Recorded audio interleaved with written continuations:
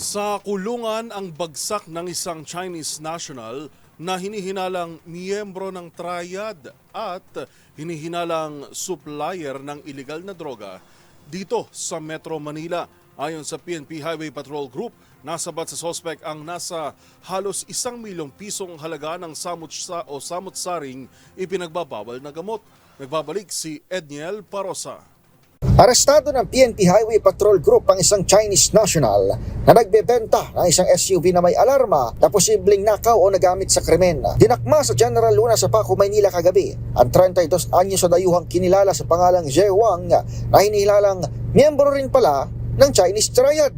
Nadiskubre rin kasi sa kanyang pag-iingat ang samut-saring iligal na droga gaya ng shabu, party drugs, marijuana at cocaine na nagkakahalaga ng 900,000 pesos sa panayam sa Kampo Kreme. Sinabi ni HPG spokesperson for Lieutenant na Dame Malang na supplier si Wang na ipinagpapawal na gamot sa mga kapwa Chinese dito sa Metro Manila. Iba-iba may marijuana, may cocaine, may party drugs or ecstasy, and even suspected shabu. So malaki ang network ng tao na ito. And again, tuloy-tuloy po yung investigasyon na pinapalos ng PNP. Unang isinumbong ng isang potensyal na buyer sa HPG Region 3 ang Chinese national na magduda ito sa mura na ibinibentang Ford EcoSport nang suriin sa Vehicle Information System.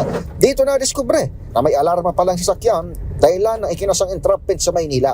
Maharap ang panyaga sa mga kasong paglabag sa Anti-Fencing Law, Comprehensive Firearms and Ammunition Regulation Act at Comprehensive Dangerous Drugs Act of 2002. Para sa MBC TV Network News, ito si Edniel Parrosa na Laser H. Una sa Pilipinas, una sa Pilipino.